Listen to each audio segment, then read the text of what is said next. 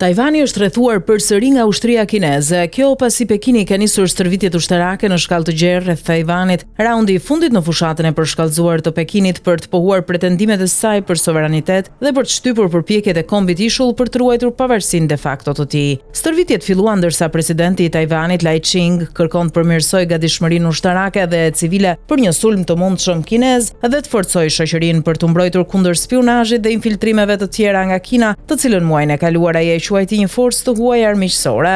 Ushtria çlirimtare popullore tha se forcat detare ajrore, toksore dhe raketore po praktikonin marrjen e kontrollit të plot, sulmet mbi objektivat detare dhe toksore dhe operacionet e bllokadës. Roja bregdetare e Kinës njoftoi gjithashtu patrulla të zbatimit të ligjit, të cilat tha se do të ushtronin inspektimin, përgjimin dhe ndalimin e anijeve të pajustifikuara.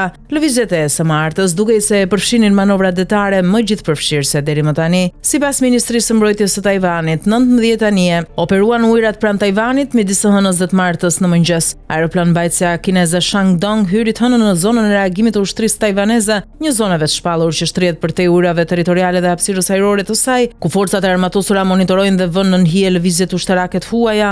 Roja bregdetare e Kinës i quajti stërvitjet e saj veprime konkrete për të ushtruar jurisdiksion dhe kontroll legjitim mbi ishullin në përputhje me parimin e një Kine. Ai publikoi një hartë që tregonte se të paktën 3 flota po vepronin rreth Tajvanit. Një zyrtar i lartë i sigurisë të Tajvanit tha për Reuters se Pekini duhet të shmangte çdo konfrontim të perceptuar me Washingtonin përpara bisedimeve tregtare shëbakim dhe kështu Tajvani është bërë një pretekst. Tajvani është justifikimi i tyre më i mirë. Kjo është arsyeja pse ata zgjodhen të nisin stërvitje të tilla ushtarake sapo sekretari amerikan i mbrojtjes të largohej nga Azia, tha zyrtari tajvanez.